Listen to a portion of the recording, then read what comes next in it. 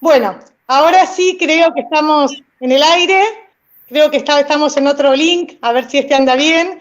Bueno, nuevamente darles la bienvenida a este espacio del colegio, a este espacio que pretende tender puentes para mantenernos cerca a pesar de las distancias geográficas, territoriales, pero de las nuevas distancias impuestas por el contexto de aislamiento.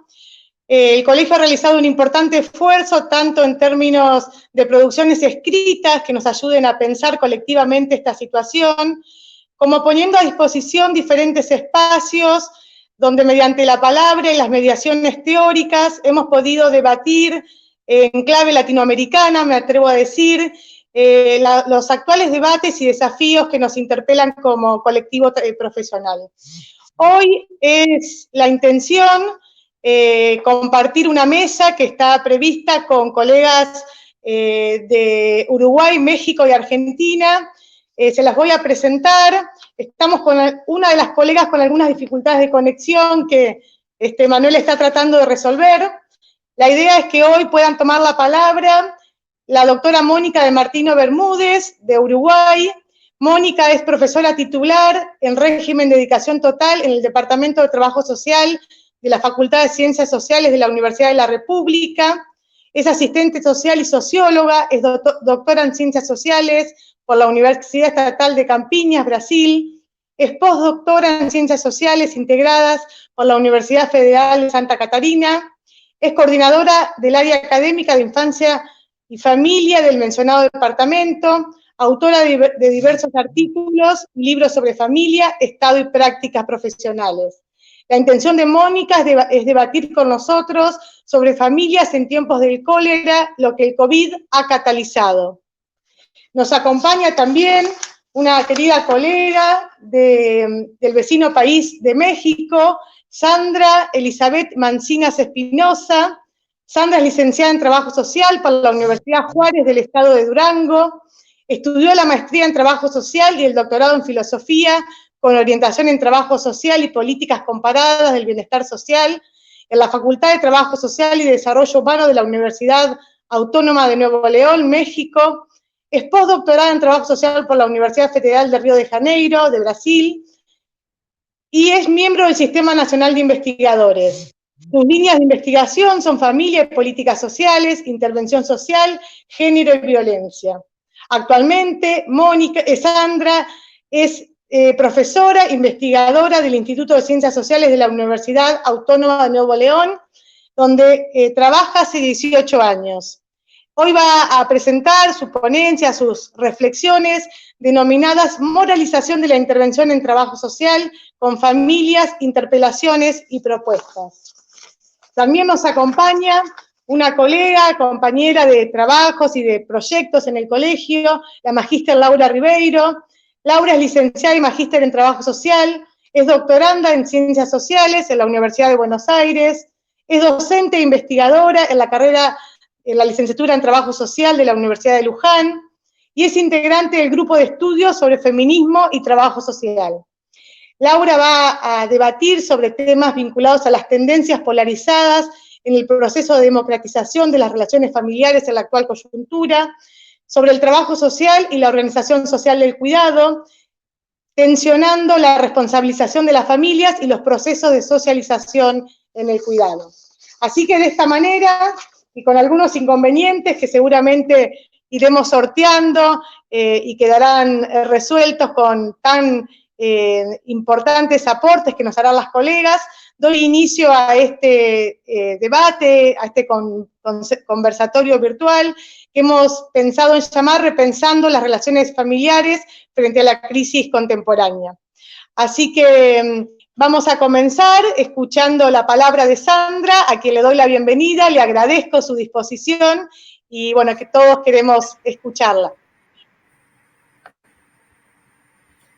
Bueno, pues muchas gracias, primero que nada, al Colegio de Trabajadores Sociales de la Provincia de Buenos Aires por la invitación. Es un gusto para mí reencontrarnos ahora a través de este espacio, ya que el año pasado estuvimos ahí en Tandil, justamente en estas fechas.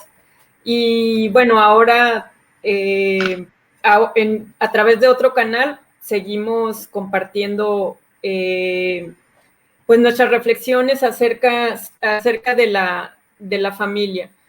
Yo voy a hablar particularmente, como lo dice un momento Marta, voy a hablar particularmente acerca de la moralización en la intervención de trabajo social con familias y interpelaciones y propuestas. Ponencia que les comparto el día de hoy, voy a tratar de compartir. ¿Sí se ve? No, a vos te vemos. ¿No se ve mi presentación en PowerPoint? No. Bueno, no voy a compartir, pues. Voy a partir así. Entonces les comentaba yo que parte de este trabajo que les presento el día de hoy es parte de una investigación que estoy realizando en este momento con trabajadores sociales. Estaba realizando antes de la contingencia del COVID y bueno, pues son algunos avances en torno a la práctica de trabajadores sociales del área metropolitana de Monterrey que trabajan en el ámbito de salud. Y la intención del trabajo es analizar la impronta moralizante en la intervención de los trabajadores sociales del campo de la salud que trabajan en el área metropolitana de Monterrey. Esta ponencia va a salir en un libro en el que nos invitó a participar justamente Mónica de Martino, y bueno, dado que tenemos limitaciones con el tiempo, diré de manera breve que nuestros apoyos teóricos para analizar la moralización, rastreando la presencia de la moralización en la institución médica y la asistencia social, tres autores aquí. En primer lugar, el texto de Doncelot en La Policía de las Familias, para analizar justamente de manera histórica los dispositivos médico-higienistas y cómo dentro de esos dispositivos médico-higienistas estaba presente los procesos de moralización, qué expresiones tenían, cuáles eran los agentes que ponían en marcha esos procesos moralizantes. Después también utilizamos unos trabajos de una historiadora mexicana, María de los Ángeles Lorenzo. Ella tiene un trabajo histórico muy interesante, muy importante, donde analiza justamente el nacimiento y la historia, cómo se fue conformando la historia de los trabajadores sociales en México. Particularmente, ella analiza el nacimiento de la asistencia social en México, analizando los procesos de pobreza, la gestión de la mendicidad y el pauperismo. Y también retomamos teóricamente la propuesta de Rosen para analizar, entre comillas, la pobreza moral y los comportamientos viciosos que se estudiaban y que de manera previa al nacimiento de la medicina social.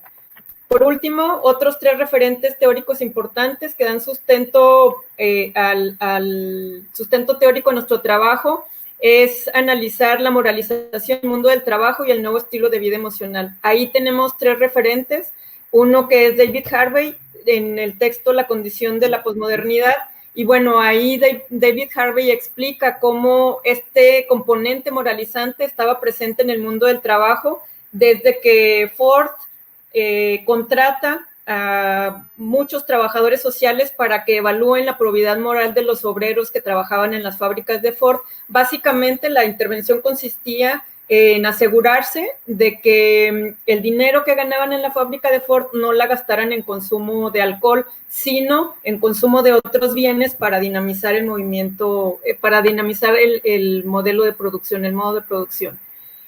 Y también otro texto importante aquí es el texto de Eva Ilus, en un texto que ella tiene que se llama Intimidades Congeladas, donde, bueno, va analizando en una perspectiva teórica un poco distinta a la de David Harvey, pero va analizando cómo dentro del trabajo también la psicología laboral tuvo un punto de una aportación súper importante, justamente en la aparición o en la inserción de estos procesos de emociones en la producción, pero no solo en la producción en el espacio fabril, sino que se fue extendiendo hasta lo que conocemos hoy en día en la vida cotidiana de las personas.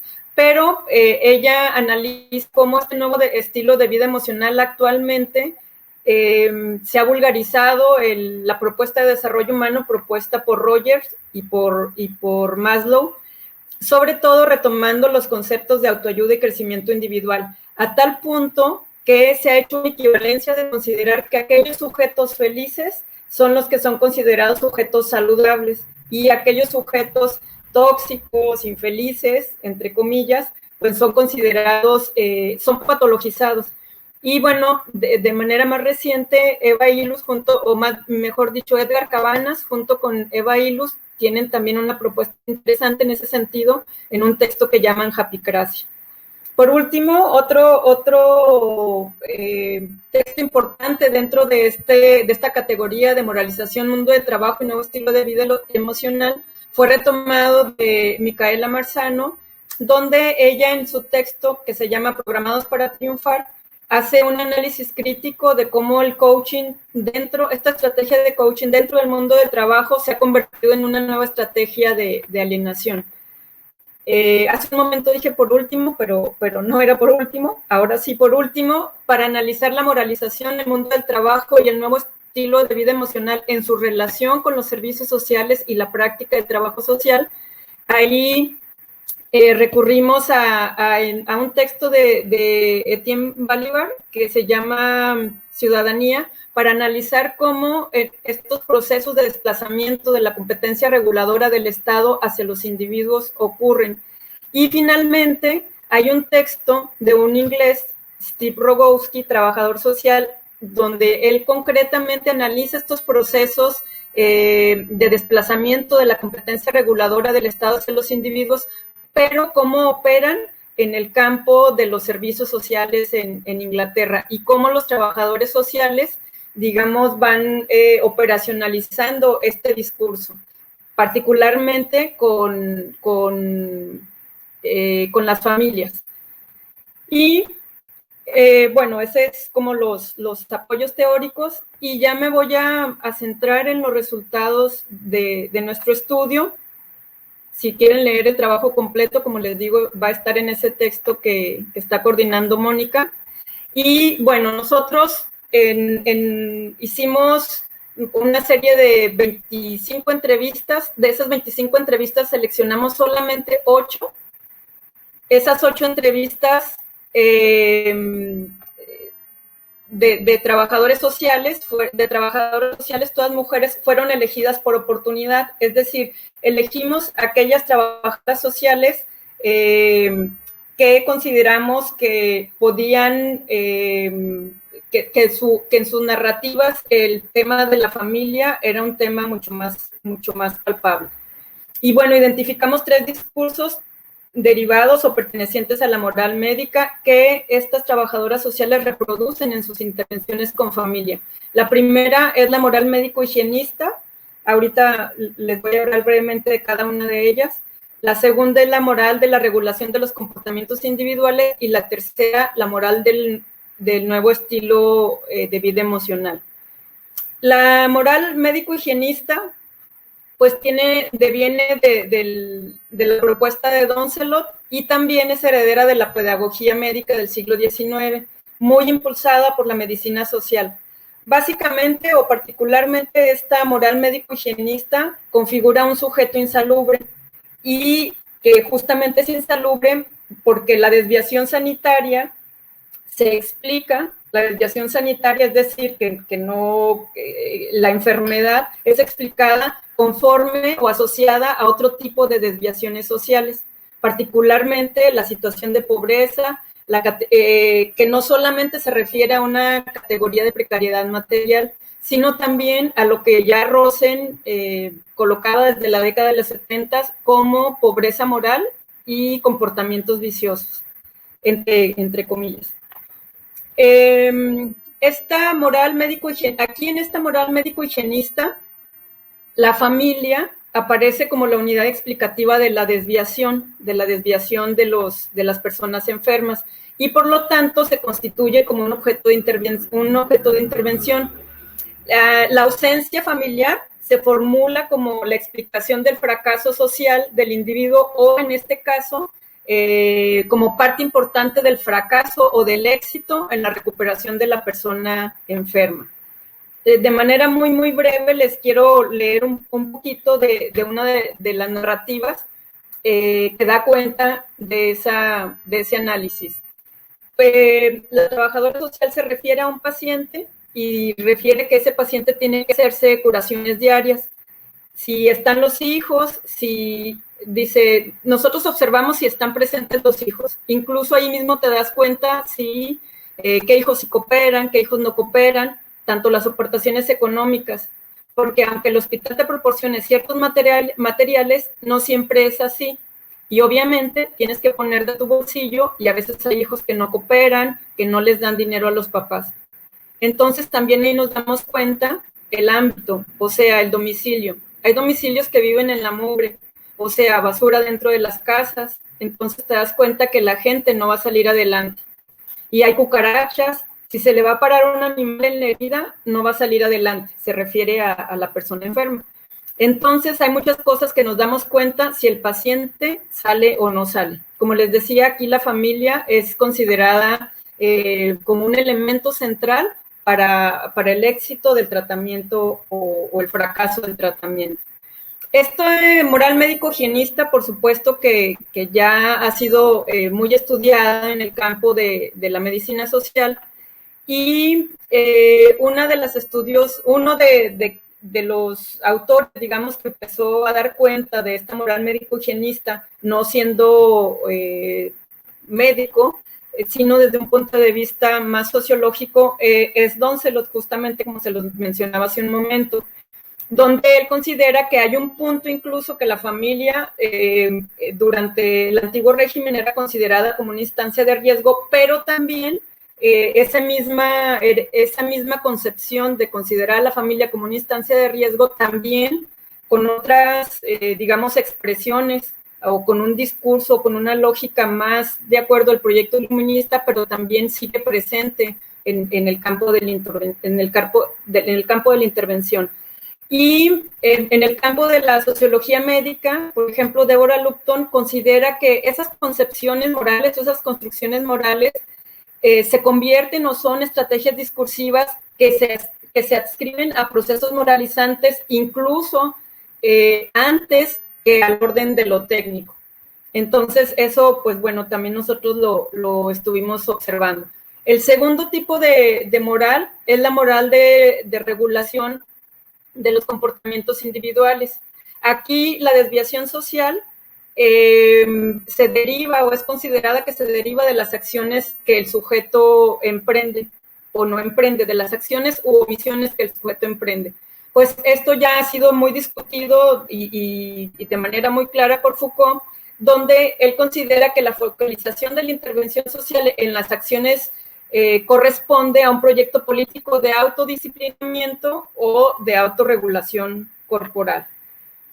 En este tipo de moral de regulación de los comportamientos individuales ha tenido que ver o procede del campo de la medicina, sobre todo con la emergencia de las enfermedades crónico-degenerativas, porque con la emergencia de las enfermedades crónico-degenerativas va cambiando alrededor del mundo el perfil epidemiológico de la morbilidad y de la mortalidad.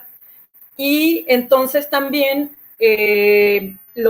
existe un cambio explicativo desde considerar la enfermedad como una entidad ontológica a partir del concepto de contagiosidad. Ahora se llega a considerar la explicación de la enfermedad de acuerdo a los estilos de vida. Y esta explicación, acorde a los estilos de vida, pues está en asociación directa con esta moral de regulación de los comportamientos individuales. Es decir, que los sujetos se convierten en los responsables de su infortunio o de su éxito social, en este caso trasladado al campo de la salud. Aquí otra de las trabajadoras sociales dice, discúlpeme, con todo respeto le digo al familiar, no me preocupo por el paciente, el paciente está bien cuidado, me preocupo por usted y por su familia. Porque si usted no sigue un cambio de hábitos, va a caer como el paciente. Me ha tocado que tienen 45 años y dicen, sí, también son diabéticos. Y dicen, sí, también soy diabético. Le digo, ¿y entonces no está viendo a su mamá? ¿Por qué no cambia sus hábitos?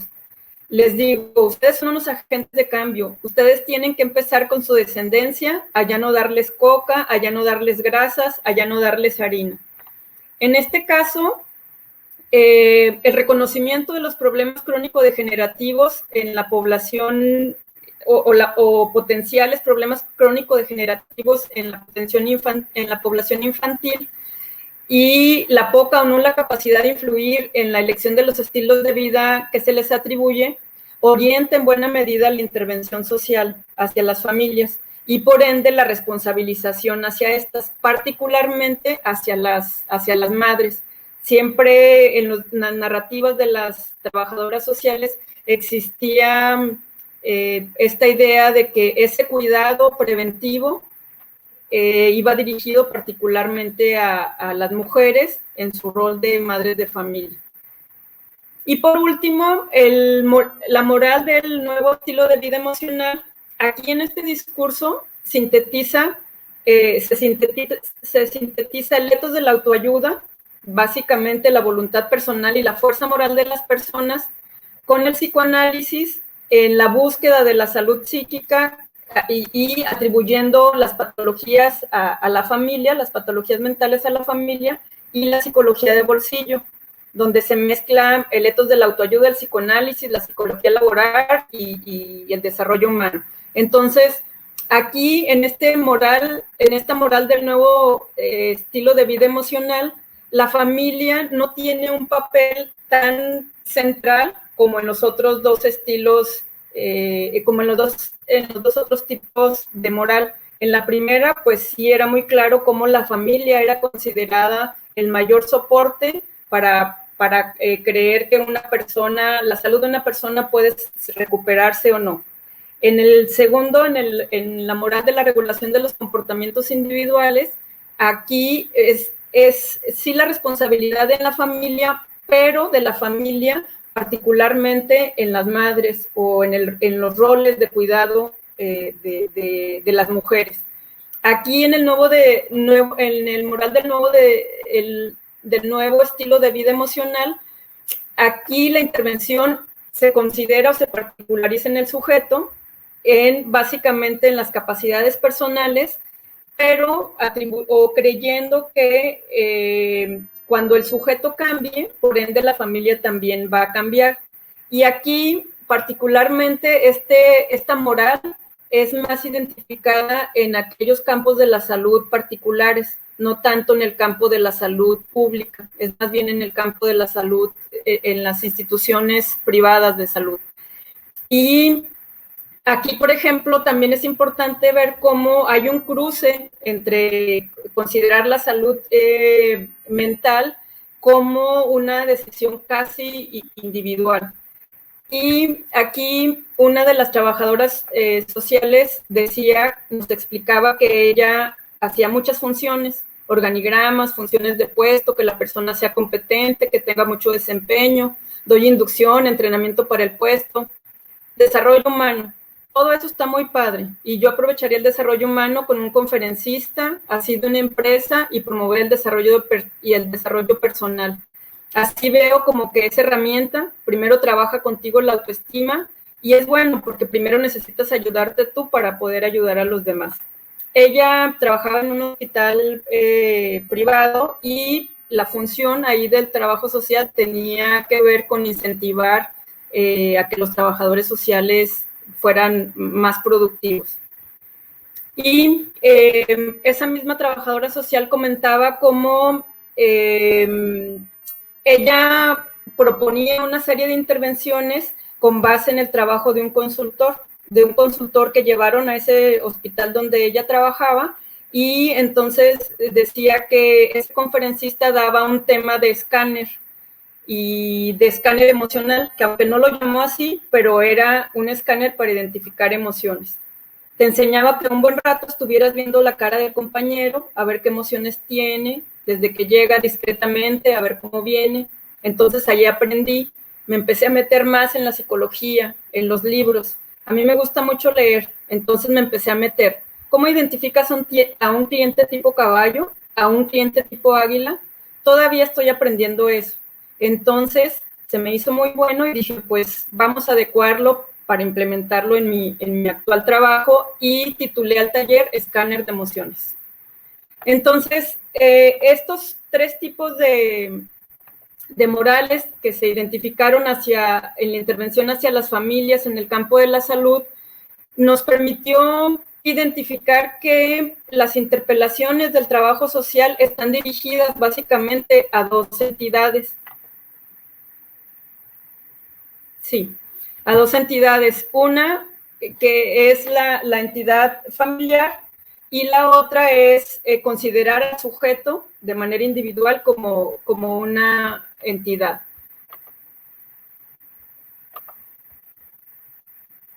Pero también consideramos y somos conscientes de que el trabajo social dentro de la institución médica está inserto también en un entramado complejo de relaciones de poder, donde la autoridad del trabajo social, por un lado, se encuentra subordinada muchas veces a la práctica médica, pero también ante los usuarios también tiene una posición de autoridad, también tiene una posición de autoridad y de poder, donde las recomendaciones de los trabajadores sociales mantienen una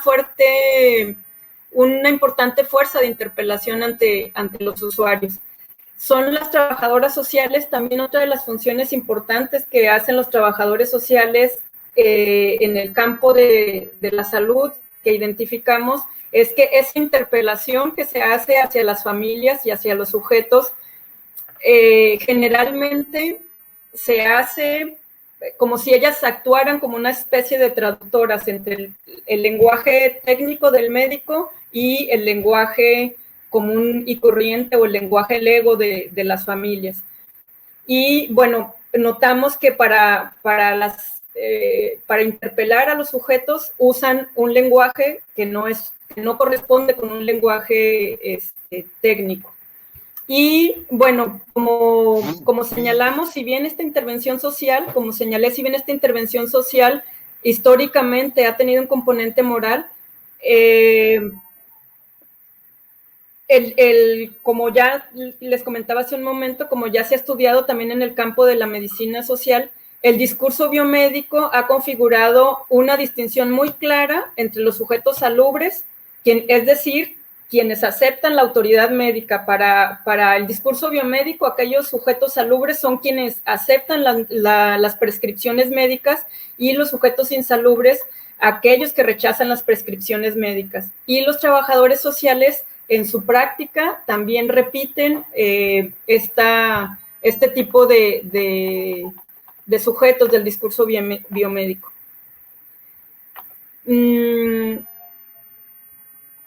Pero estas concepciones sobre lo salubre y lo insalubre también, como lo mencionaba hace un momento, están relacionados de manera muy directa con modelos explicativos en términos de pobreza o de miseria, que son reminiscencias de la herencia pedagógica de la pedagogía médica del siglo XIX. Y bueno, pues que en estas interpelaciones de los trabajadores sociales se conjugan, como decía Don Celot, la norma sanitaria con la moral económica. Constantemente se están cruzando en los discursos de los trabajadores sociales ambas morales. Y bueno, ya para terminar, parte importante de lo que nosotros proponemos, estamos muy conscientes de que no es descubrir el hilo negro, pero aunque no sea descubrir el hilo negro, consideramos que son propuestas importantes, porque hemos observado que existe una avanzada del conocimiento proveniente del sector como de la iniciativa privada, donde va poco a poco como borrando la especificidad de la formación en trabajo social, pero también de su práctica. Y eso ha traído como consecuencia que en el análisis o en la formación teórica de los trabajadores sociales en muchos lugares en México, se borran todo ese componente de análisis histórico y económico, y entonces la práctica del trabajo social no se ve inscrita dentro de un proceso social mayor y dentro también de, digamos, de procesos o de políticas neoliberales. Y digamos que los problemas sociales no, con dificultad se analizan adscritas a esos procesos de capitalistas, y también es muy importante que no se pierda de vista que justamente los problemas sociales en la agenda pública, pues tiene que ver con el capitalismo en tanto proceso económico, pero también político. Y como, por ejemplo, también esos distintos discursos morales están inscritos en la lógica del neoliberalismo. Esta idea de considerar que es la persona quien mayormente debe hacerse cargo de su salud, de la asistencia social, etcétera, está constantemente cruzado con una cuestión de orden moral. Tanto así que la asistencia social, pese a que existe en México una ley de asistencia social, no es considerada como un derecho, sino más bien la asistencia social es considerada como, pues como una acción dentro de marcos filantrópicos o caritativos, pero no como un derecho social que está consagrado en la ley de asistencia social. Entonces, por eso consideramos que es indispensable sustituir los conocimientos vulgarizados provenientes del desarrollo humano, del coaching, todo aquel conocimiento que vaya erosionando la idea de lo social y de que la asistencia social constituye un derecho y no deviene de la caridad o de la filantropía. Todo eso es, desde mi punto de vista, indispensable en la formación del trabajo social, tanto en la formación como en la práctica. Y por último, cerrar con que aquí en León me parece que no existe una asignatura donde se discuta críticamente, por ejemplo, todas estas cuestiones de salud, como el mismo Rosen, cómo el trabajo social dentro de la medicina social ha tenido un rol importantísimo, y por qué no analizarse críticamente la medicina social y también la participación del trabajo social en esos procesos de medicina social. Y considerar también importante que esos conocimientos enfocados al área de salud siguen siendo importantes en México, porque el área de salud es uno de los espacios donde acogen más trabajadores sociales. Y bueno, pues esos trabajadores sociales están llegando muchas veces sin una formación básica en el área médico-social. Muchas gracias. Bueno, agradecerte, Sandra, tanto desde el colegio como desde los colegas y las colegas que de diferentes lugares del país y de los países vecinos celebran tu palabra. Quería mencionar para todos y todas que hay 330 colegas conectados en este momento, de ciudades tan distantes como Río Gallegos, Formosa, La Plata, José C. Paz, Mar del Plata, La Pampa, Tres Arroyos, Coronel Suárez, Córdoba, Ramallo, Necochea, Carué, Deró, Pergamino, Pigüé, Chacabuco, Roque Pérez, Misiones, Tandil, Lobos, Lanús, Trenquelauquen, Villa Gesell, y seguramente estoy salteando alguno, que reiteradamente expresan su agradecimiento por tus palabras, por este espacio, expresan que son excelentes tus planteos, que nos interpelan en relación a los mandatos de la moral médico-higienista, en relación a lo que implica la mercantilización de la salud. Una colega se pregunta, ¿trabajamos con el otro y no por el otro?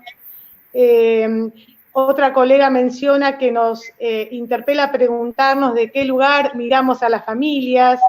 Mencionan también que este espacio es sumamente interesante para pensar la comprensión de la subjetividad que hacemos de la población usuaria. Estas son algunas de las reflexiones que voy recuperando, que van aconteciendo en el Facebook, el cual nos estamos encontrando.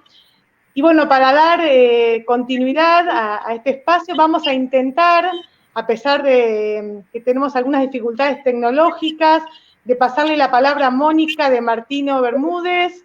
Vamos a ver si podemos conectarnos con Mónica, si puede escucharnos y compartirnos su ponencia titulada Familia en tiempos de cólera, lo que el COVID-19 ha catalizado.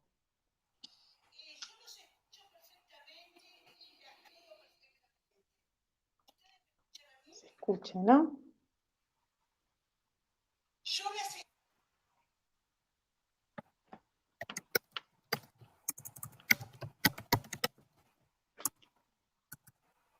No.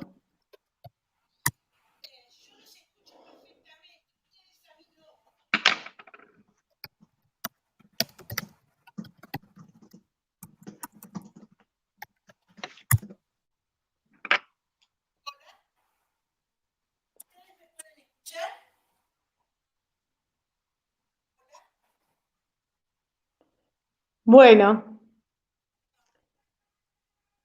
me parece que no se escucha.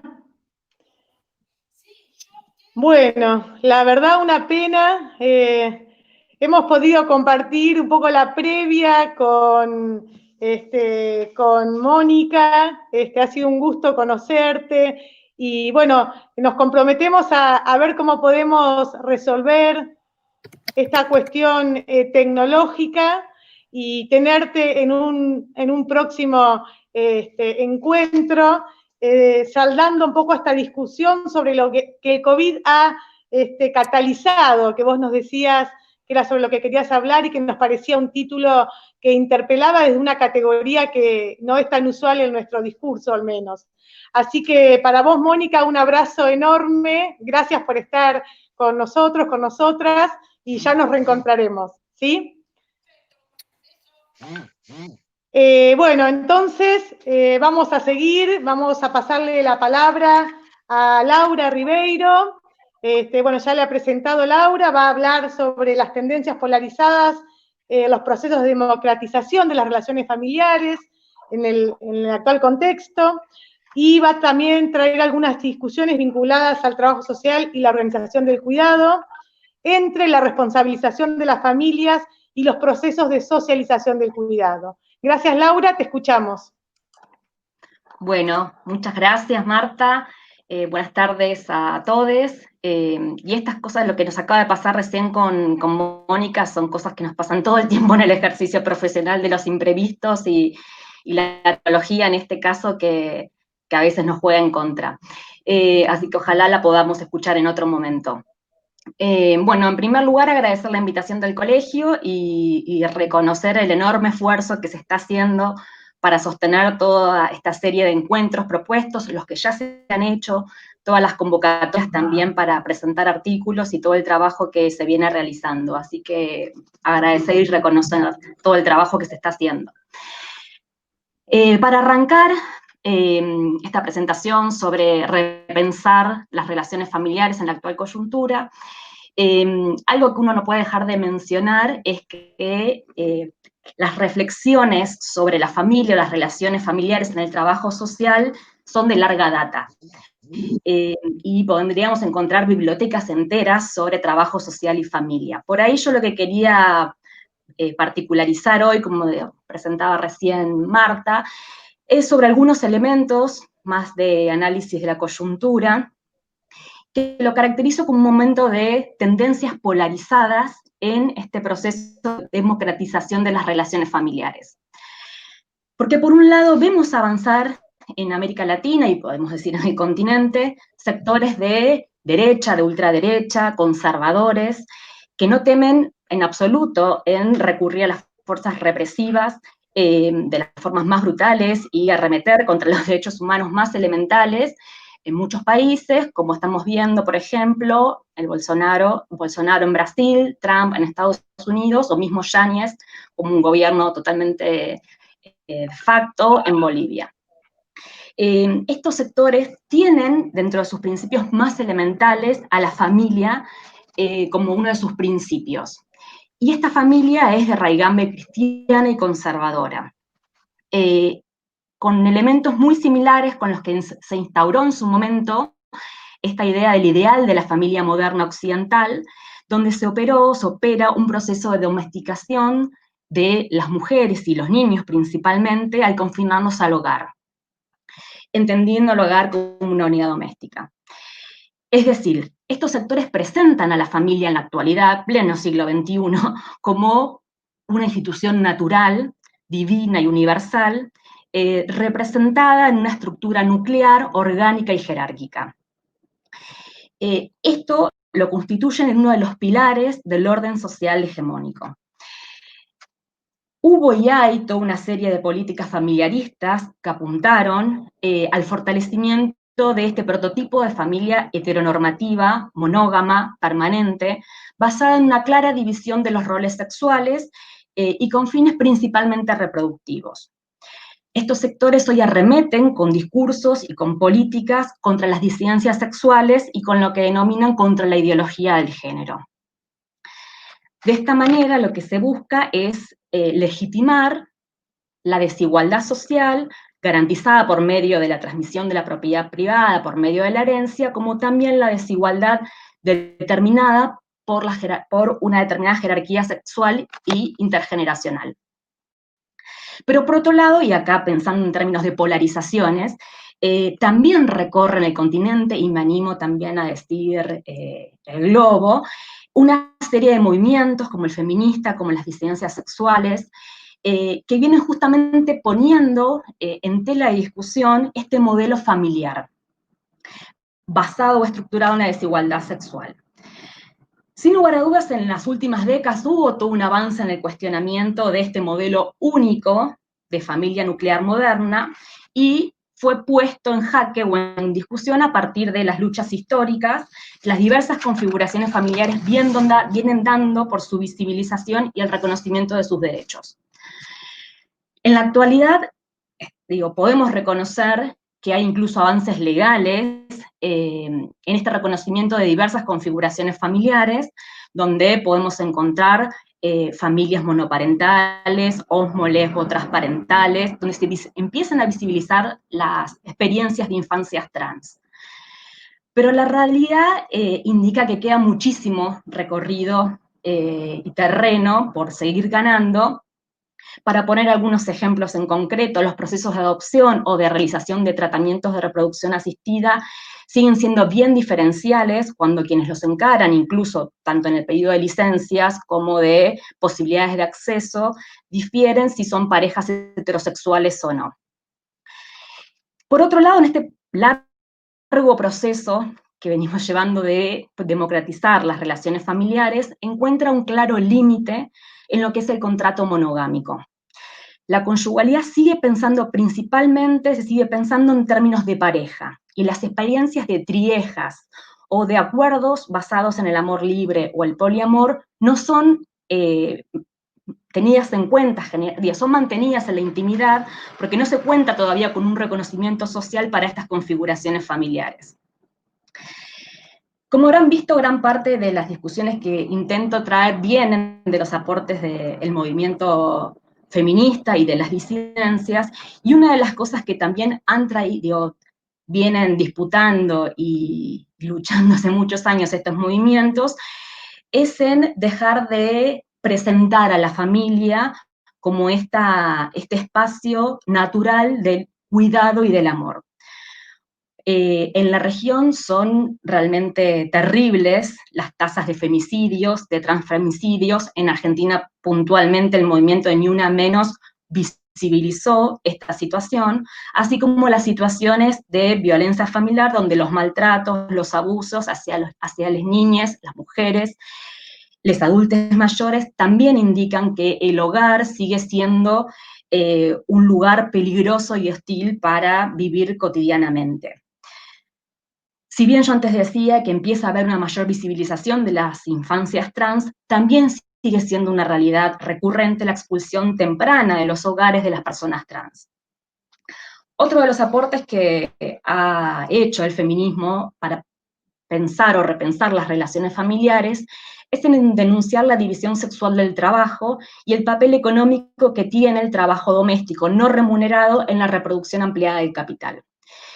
Ya se ha hablado mucho sobre la doble explotación también de las mujeres en este sentido. Por ahí quería retomar un debate que está instalado y que ha tomado cierto reconocimiento en la academia en los últimos años y también viene siendo acompañado en las políticas sociales, inclusive hasta por los organismos internacionales, que es la categoría de cuidado y organización social del cuidado. Esta se inscribe en el derecho de ser cuidado y de cuidar, como parte de los derechos humanos en general y de los tratados internacionales. ¿Qué entendemos rápidamente por cuidados? Estamos pensando en una serie de actividades que permiten la reproducción de la vida cotidiana, la sostenibilidad de la vida, y que incluyen el trabajo doméstico, tanto en la realización de estas actividades como en su gestión. Puede ser remunerado o no. Esta idea de cuidado remite a un vínculo de interdependencia social. Y justamente una de las cosas que viene planteando a partir de la expresión, podemos pensar de los paros internacionales de mujeres y de los 8 de marzo, es que estas tareas de cuidado están a cargo históricamente de las mujeres. Es un trabajo feminizado. Por otro lado, lo que también se instala es que las tareas de cuidado están invisibilizadas, poco reconocidas y desvalorizadas. Incluso cuando son remuneradas, es muy bajo, digamos, el precio que se paga por ese salario. Entonces, sin lugar a dudas, sigue siendo un tema de la agenda y de disputa política, incluso en esta coyuntura, teniendo en cuenta los diferentes actores políticos y las correlaciones de fuerzas que se están dando, el proceso de democratización de las relaciones familiares. Y ni hablar en el marco de la pandemia. En la pandemia lo que nos estalla, digamos, por todos lados, pensando sobre todo en situaciones de aislamiento, como estamos viviendo en Argentina, es que las unidades domésticas quedan a cargo del 100% de las tareas de cuidado. Para pensar también, digamos, es un gran eje para pensar el post-pandemia, cómo vamos a repensar o a redistribuir estas tareas de cuidado, en un marco que se sabe va a ser de ajuste y de crisis económica. Entonces, como parte de los procesos de democratización de las relaciones familiares, por un lado, lo que se disputa o lo que buscamos ampliar es el reconocimiento de la pluralidad de arreglos familiares, de diferentes formas de crianzas, así como la ampliación de identidades y de cuerpos que puedan cuidar. Pero por otro lado, también un reparto más igualitario de las tareas de cuidado. Un hecho muy común es encontrar que las licencias por cuidado que nos tomamos las personas que trabajamos, para cuidar a otras personas, principalmente recaen o son pedidas por las mujeres. Entonces, cómo también se sigue reproduciendo esta idea de la feminización de las tareas, incluso cuando hay que pedir una licencia en los trabajos asalariados.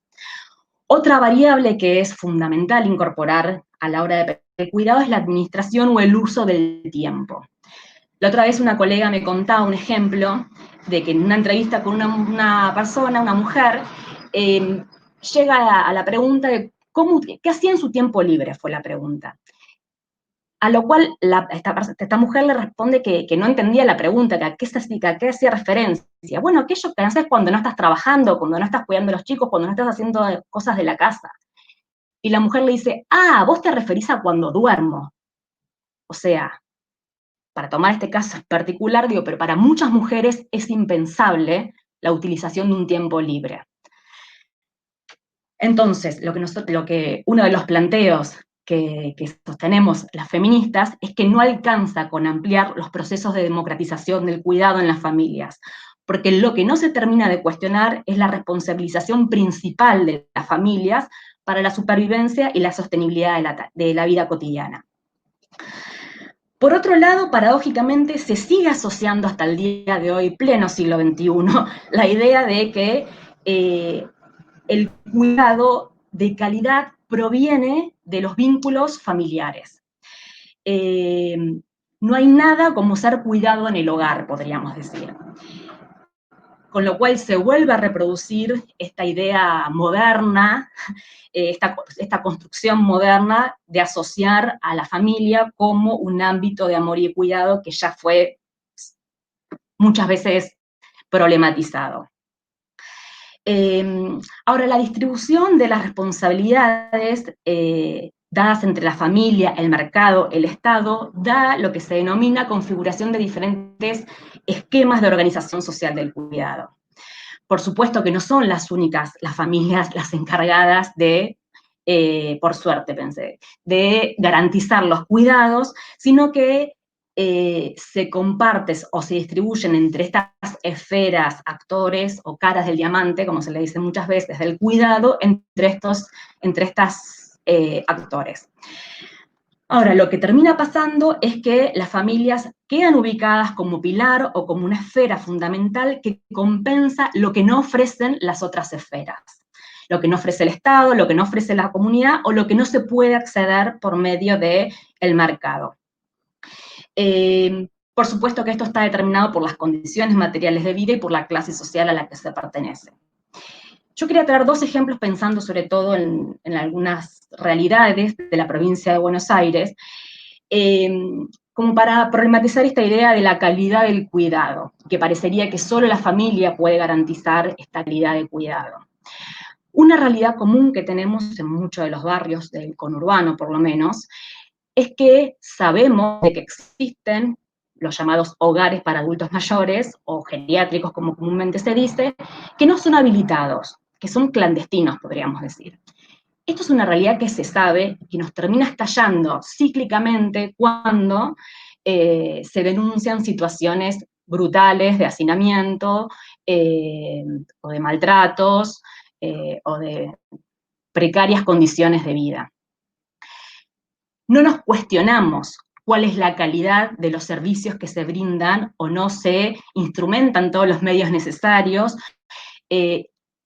o lo que, digamos, lo que termina muchas veces argumentándose es que no se pueden muchas veces habilitar porque eso implicaría costos altísimos que las familias no podrían estar pagando.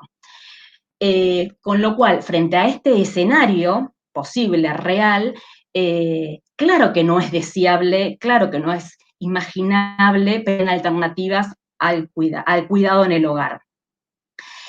O si no, se termina recurriendo como el mal menor. Por otro lado, en relación a pensar otro ejemplo por ahí, sobre cómo la familia compensa lo que no ofrece el Estado, la comunidad, o no se puede acceder por el mercado, pensaba en la situación de la doble escolaridad, por lo menos en el nivel primario en la provincia de Buenos Aires. Son escasísimas las ofertas que hay de una doble escolaridad pública en la provincia, entonces hay que recurrir al mercado, a las escuelas privadas. Por supuesto, aquellos sectores que pueden pagar eso. Los que no podemos pagar eso o no lo queremos, recae en la organización familiar qué se hace con los chicos por fuera de la simple jornada. Entonces, una de las cuestiones que pasa cuando la familia termina, digamos, compensando lo que no ofrecen las otras esferas, es por un lado una familiarización de los problemas sociales dada por esta baja provisión de los servicios públicos de cuidado. Ahora la pregunta que yo me hacía, sobre todo pensando en la situación de los hogares de adultos mayores en la provincia, es ¿por qué no exigimos o cómo exigimos estas condiciones de calidad en los cuidados que provee tanto el mercado como el Estado? ¿Y por qué solemos seguir recalcando en la familia determinada calidad de cuidados y no así con la misma rigurosidad y exigencia en las otras esferas?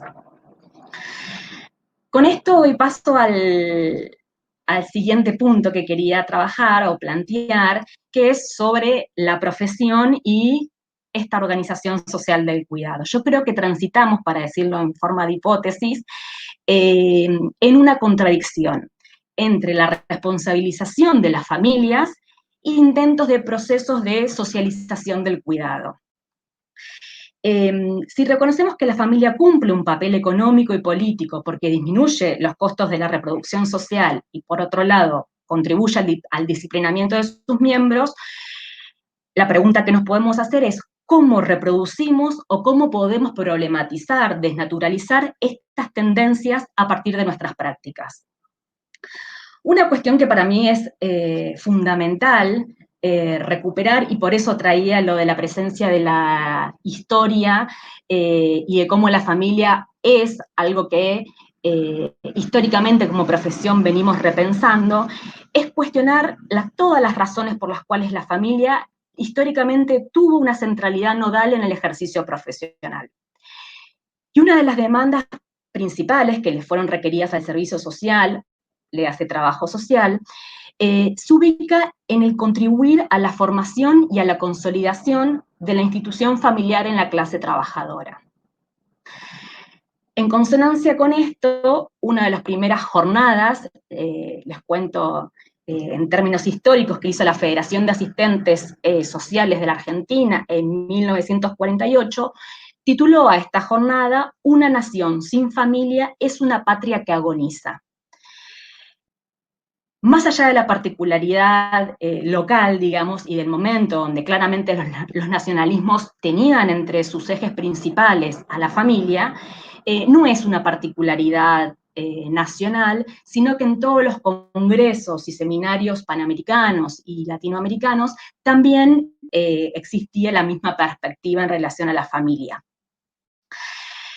Entonces me parece fundamental que sigamos cuestionando esta supuesta centralidad de las familias en las intervenciones profesionales para preguntarnos si en realidad no estamos reproduciendo y recargando la organización del cuidado, principalmente en las mujeres. Y ver de qué manera se pueden obstaculizar o no procesos de democratización y socialización del cuidado. Pensaba algunos ejemplos, podría haber muchísimos, pero solo algunos, que es, por ejemplo, cuando una mujer asiste a un programa de violencia de género o asiste a cualquier dispositivo para consultar o para recibir alguna orientación en relación a esta situación de violencia de género, es una limitación que solo nos centremos o que solo nos apoyemos en sus redes familiares y en los sostenes propios que trae la mujer. Lo mismo para pensar situaciones de consumo problemático o de pensar prácticamente cualquier otra situación. Quedamos solo con los recursos, pero digo, las relaciones familiares o este sostén, esta red de contención familiar que traen las personas, es una forma de seguir reproduciendo esta familiarización de los problemas sociales. Por supuesto que ustedes me pueden decir, bueno, Laura, pero las políticas sociales en hoy en día son tan recortadas, focalizadas, privatizadas, digo, y una serie de adjetivos más. Sin embargo, lo que me parece es que nos tenemos que preguntar en qué medida nuestras estrategias de intervención habilitan la posibilidad de pensar, aunque sea, en alternativas de organización del cuidado y en brindar asesoramiento, información acerca de servicios públicos de cuidado. Sea lo que haya en el territorio, sea lo que haya en la comunidad, sean los recursos que conozcamos con todas las dificultades, burocracias y trabas que tengamos en el Estado.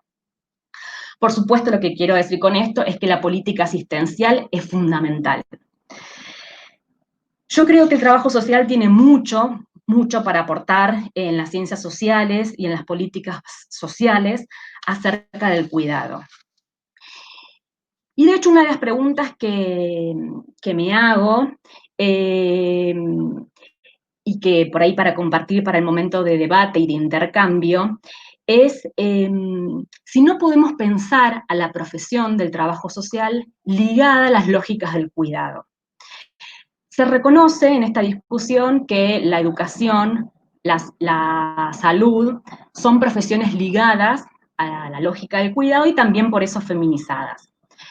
En este sentido, yo creo que es parte de los debates que nos tenemos que dar, en qué medida el trabajo social puede reconocerse como una profesión ligada al cuidado, y creo que también en esto tenemos un gran ejercicio de problematizar, por la experiencia que tenemos con las políticas asistenciales, las contradicciones que implican la tarea de cuidar o de la organización social del cuidado. A veces me parece que las lecturas que hay en relación al cuidado son un tanto románticas, ¿no? Pensar en esto del cuidado como una instancia de afecto, una instancia de brindar bienestar, de satisfacer necesidades.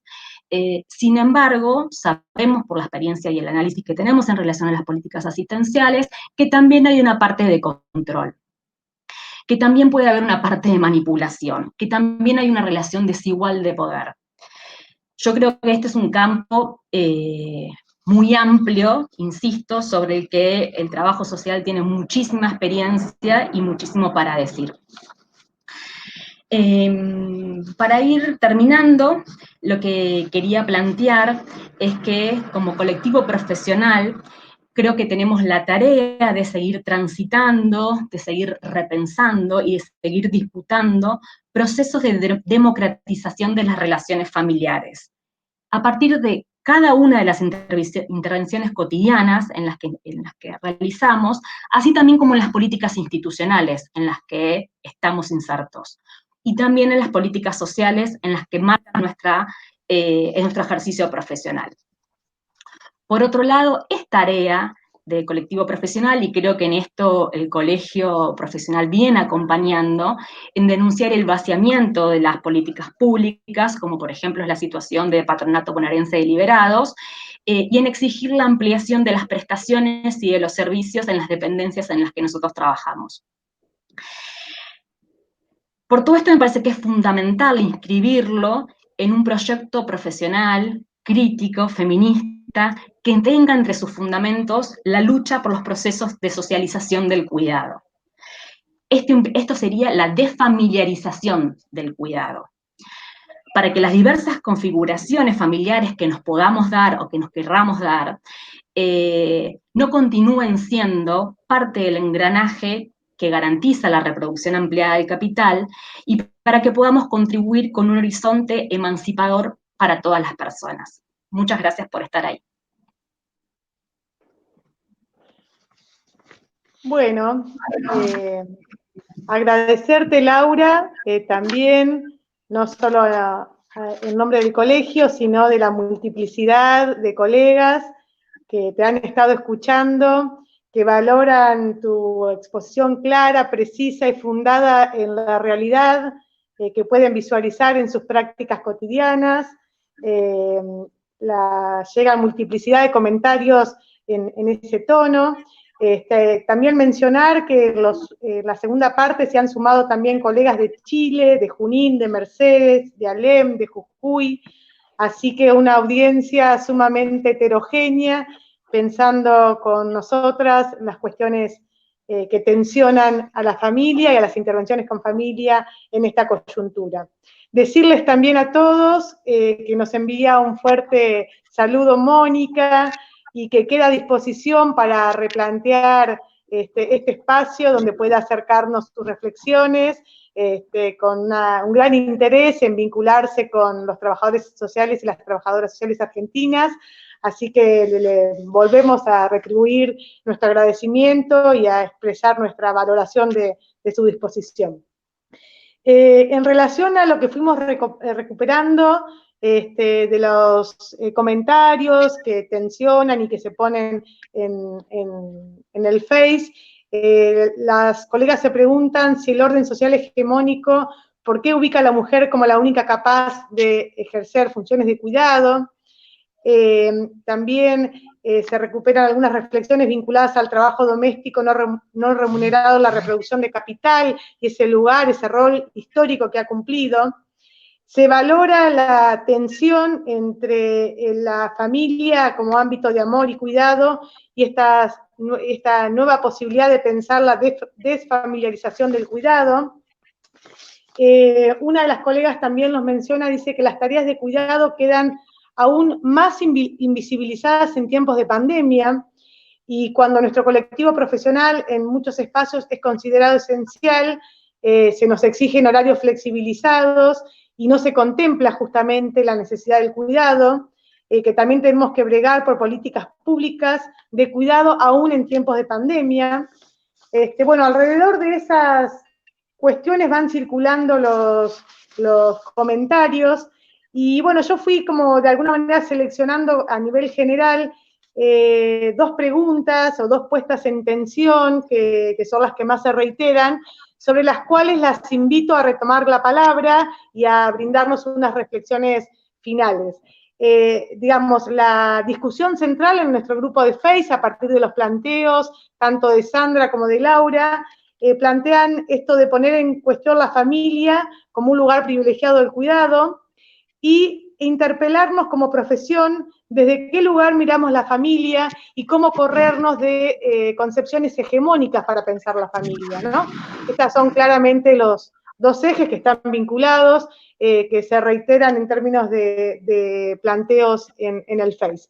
Así que si querés, Sandra, te invitaría a comenzar esta parte final y aportarnos algún elemento más de análisis desde tu válida y rica experiencia en este campo. Gracias.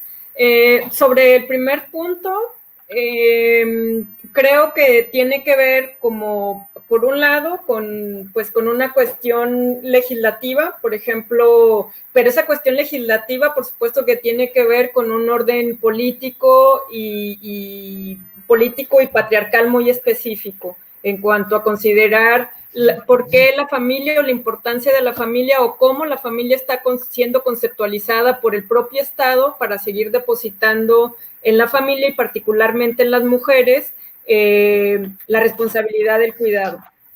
Hace algún tiempo se hizo la evaluación de un programa de contraprestaciones muy importante que existía en México, que en ese momento, cuando se evaluó, se llamaba Oportunidades, y una investigadora del CIESAS Occidente hizo una evaluación sobre ese programa Oportunidades, que básicamente la contraprestación era la asistencia de las mujeres de la familia para a unas pláticas de salud para poder recibir la renta básica que otorgaba el programa. Y encontró, bueno, que justamente ese programa sobrecargaba a las mujeres, si bien obtenían una serie de beneficios económicos, pues la sobrecarga a las mujeres, que muchas veces eran trabajadoras del hogar, implicaba un tiempo de traslado de su trabajo hacia la unidad de salud en la que tenían que recibir esas charlas de salud como contraprestación.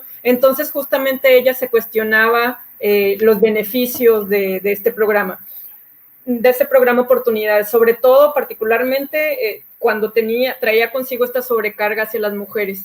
Pero también cuando uno analiza en el caso de México, la legislación en torno a la familia constantemente está, o sea, la ley general, la ley de desarrollo social, parte diciendo que es la familia. Hay una definición moral que es acogida por las distintas instancias que dan servicios sociales, y la definición de la familia es justamente que es la base de la sociedad, y que al ser la familia la base de la sociedad, pues corresponden las funciones de cuidado, ¿no?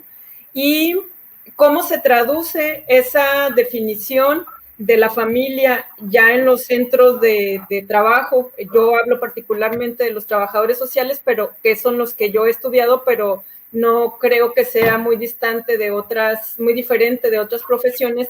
Es que en el momento de la práctica, por ejemplo, las ideas que los trabajadores sociales tienen en torno a la familia sigue siendo una idea basada mucho en la antigua división social y sexual del trabajo, donde pues las responsabilidades del cuidado, del cuidado y del hogar siguen siendo básicamente atribuidas a las mujeres. ¿Y por qué menciono esto? Porque justamente con base en esta definición de familia es que también se van instrumentando ciertas prácticas de intervención, o el apoyo, se decide otorgar apoyo o no, distintos apoyos sociales con base en esos criterios, ¿no?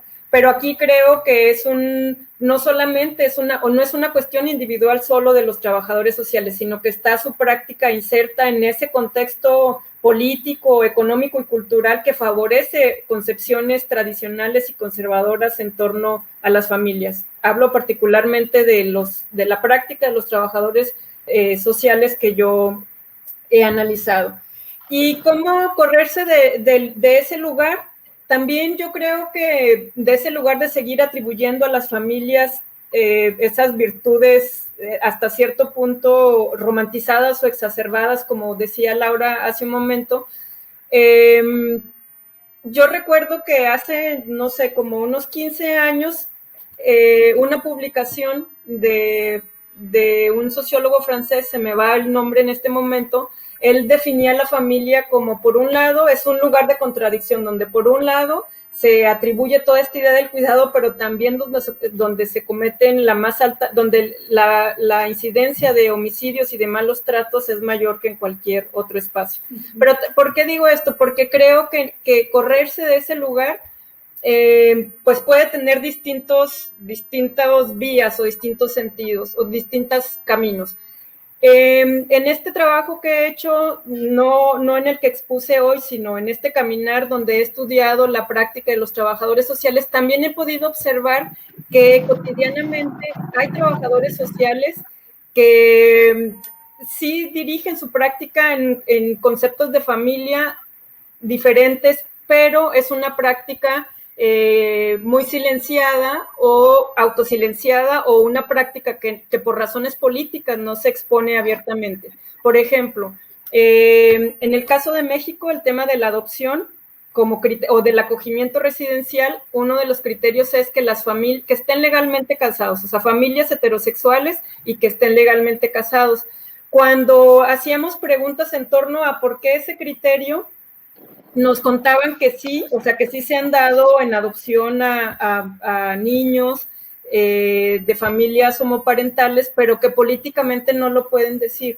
Políticamente no lo pueden decir porque en estos juegos políticos, si, digamos, el gobernante en turno está adscrito a un partido político, el otro partido político, como hay una sociedad mexicana todavía bastante conservadora, pues lo puede utilizar como estrategia política para, digamos, para debilitarlos políticamente. Pero lo más importante, que en ese momento nos comentó el encargado del programa de acogimiento, dijo, mira, yo sé que yo voy a tener que trabajar con lo que tenga en el día a día, y sé que no van a llegar familias enteras o una horda de familias a suscribirse a este programa de familias de acogimiento, pero tampoco como yo quiero que el programa funcione, tampoco lo voy a decir públicamente como si se está respetando ese criterio o no.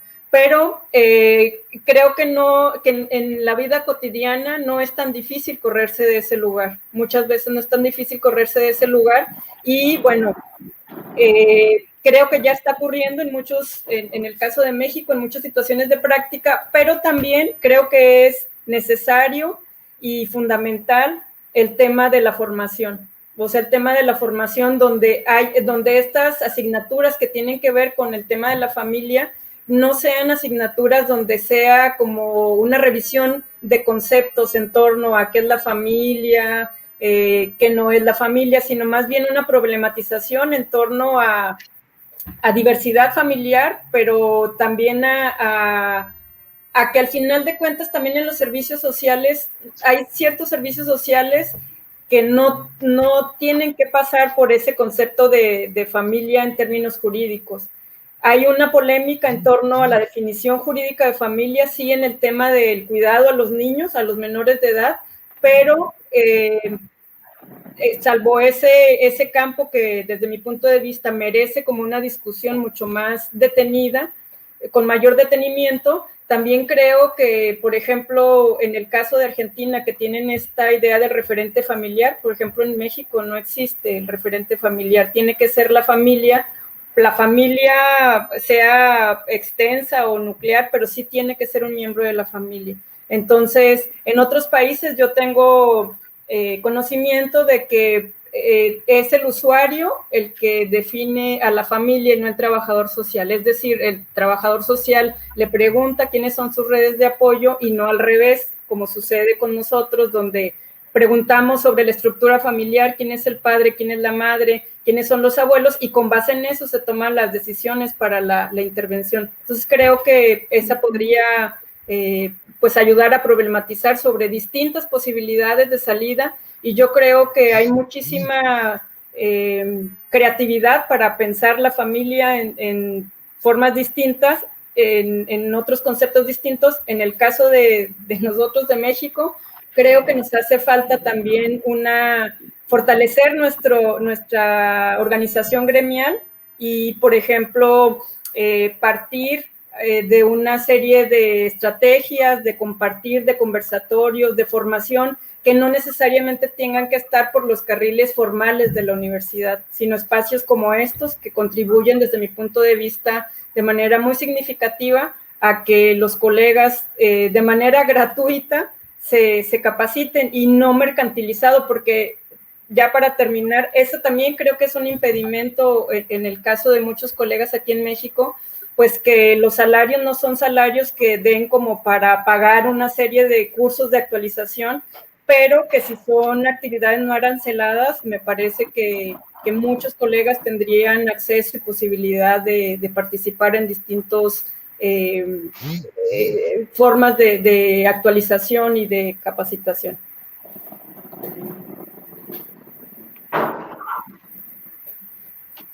Bueno, retomo la palabra, Marta. Sí, sí.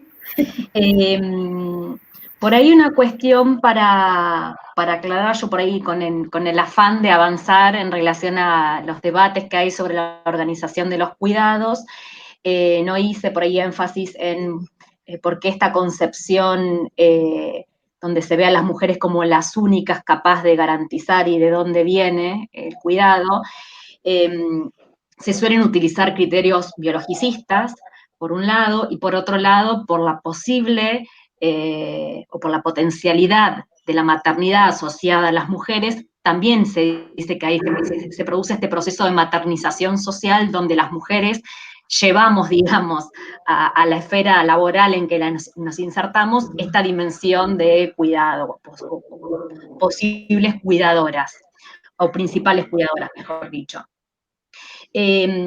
Pero por ahí, para retomar algo que dejó planteado Sandra, sobre la vigencia de pensar a la familia como una organización central en la que se basa la sociedad.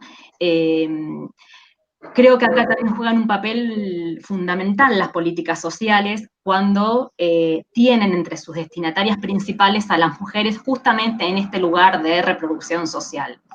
Y también en este doble juego de ser, por un lado, destinatarias de la política social y muchas veces también como profesionales o trabajadoras que ejecutamos las políticas sociales.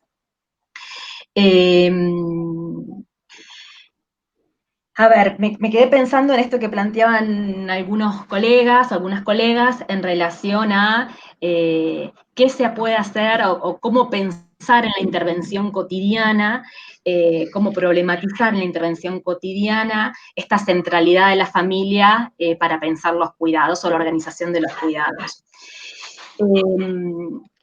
Yo creo que, hay como diferentes niveles o diferentes aspectos de la discusión. Por un lado están las estrategias que cada una puede construir en sus márgenes de autonomía relativa, que es un poco por ahí también lo último que traía Sandra, donde seguramente una pueda estar interpelando y sobre todo muchas veces poniendo en tensión o desnaturalizando. Una de las características de la vida cotidiana es que cada persona toma como lo obvio y como lo evidente su realidad y su forma de organizar los cuidados. Una de las cosas que se puede hacer desde la intervención cotidiana en estas estrategias es evidenciar que no es natural determinada forma de organización del cuidado, sino que es toda una construcción social montada en mandatos, montada en una determinada jerarquización de los roles sexuales, Y sobre todo pensando en el contexto, y ahí recupero algo que decía al principio, en estas tendencias polarizadas. Muchas veces, como en los microdebates, esto a veces me pasa cuando hablamos, intercambiamos con otras colegas, que pensamos más o menos parecidas a algunas cuestiones, nos quedamos en que todas estamos pensando en los procesos de democratización, socialización del cuidado. Sin embargo, esto digo, y lo traigo ahí como expresión más palpable, estas diferentes expresiones políticas que tienen gobiernos, pero también gobiernos que tienen muchísima popularidad y siguen teniendo apoyo popular, más allá de las barbaridades y las masacres que se estén haciendo, y evidentemente este formato de familia tradicional sigue estando presente y sigue calando hondo en las realidades y en las formas de organizar el cuidado de muchísimas familias. Entonces, no es poco, digamos, poner por lo menos en consideración o instalar la pregunta de si siempre es la mujer la que tiene que realizar determinadas tareas o las mujeres, porque no necesariamente es digamos, la mujer adulta, madre, sino que en caso de no poder hacer, se delega en las niñas, las abuelas, las cuidadoras, las tías, y así sucesivamente, digamos. Pero me parece que no es poco esto de problematizar, desnaturalizar en las interacciones cotidianas estos mandatos. Por otro lado, hay un gran trabajo, digamos, que nos queda por hacer al interior de los equipos de trabajo y en las instituciones. El otro día una colega comentaba interconsultas que llegan, por ejemplo, en el ámbito de los hospitales o de los centros de salud, donde la demanda hacia el trabajo social sigue siendo reproducir estos estereotipos de familia, que entonces como profesionales también tenemos que salir a disputar o a cuestionar en las intervenciones con otros profesionales o trabajadores de las instituciones. Y por otro lado, yo creo que hay un tercer nivel de la discusión, que ese es mucho más amplio, más complejo, y que por supuesto requiere de un mayor grado de organización colectiva, que tendrá que ver con qué inserción tenemos en las organizaciones sociales, en los movimientos sociales, mismo pensando en el espacio del colegio profesional, para denunciar o para exigir y demandar determinadas condiciones de las políticas sociales, por ejemplo, políticas sociales de calidad, por ejemplo, denunciar el vaciamiento de determinados servicios o dispositivos que consideramos fundamentales en estas tareas de cuidado. Bueno, ya estamos con los apuntes finales para ir cerrando este espacio. Bueno, por ahí me interesaba compartirles que los y las colegas que están participando proponen seguir cuestionando nuestras intervenciones centradas y pensadas de modos hegemónicos de concebir la familia como un debate inminente en nuestro colectivo profesional. Agregan otras dos colegas que me parece una cuestión interesante que al momento no se había planteado, la centralidad de la formación profesional y de interpelar a los procesos de formación en relación a cómo se forma a los y las trabajadoras sociales en relación a las familias y a las concepciones de familia, cuando son procesos que de alguna manera requieren modificaciones de diseños que tienen otros tiempos, ¿no? Entonces, estamos en un tiempo histórico en el cual reiteradamente se está formando con construcciones categoriales de otros momentos, ¿no? Así que aparece este debate que me parece interesante para sumar.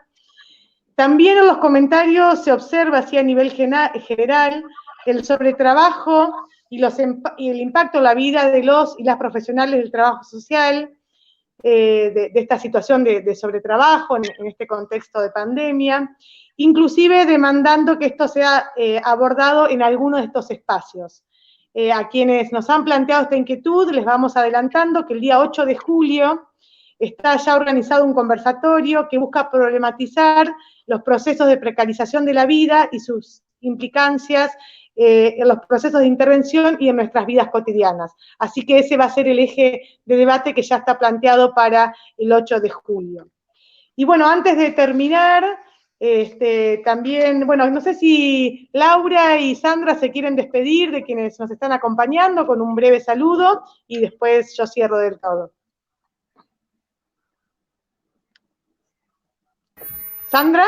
Sí. Está. Quiero nuevamente agradecer al Colegio de Trabajadores Sociales de la provincia de Buenos Aires por la invitación y por seguir fomentando estos espacios de intercambio. Me quedo pensando justamente en pues muchas de las cuestiones que se discutieron aquí para seguir reflexionando y bueno, una pena que Mónica no haya podido estar. Muchas gracias y saludos a todas y a todos.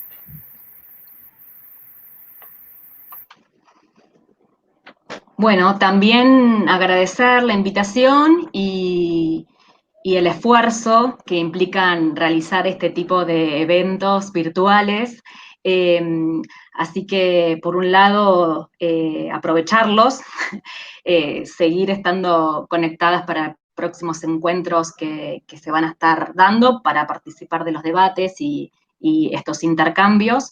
Y por otro lado, comparto también la idea de que hay debates que tienen que ser profundizados, y me parece que ahí, digo, en esta doble lógica, ¿no? Digo, por un lado de pensar la formación profesional, pensar las matrices teóricas con las que estamos analizando y pensando la realidad, y por otro lado, también repensar las estrategias de intervención en concreto que desde diferentes lugares y espacios ocupacionales nos damos las trabajadoras sociales en las relaciones familiares.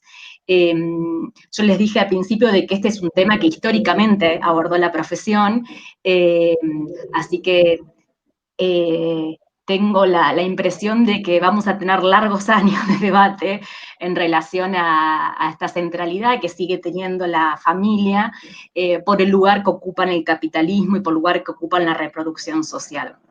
Así que celebro todos los debates y las búsquedas de nuevas o posibles explicaciones y formas de transformar la realidad. Muchas gracias.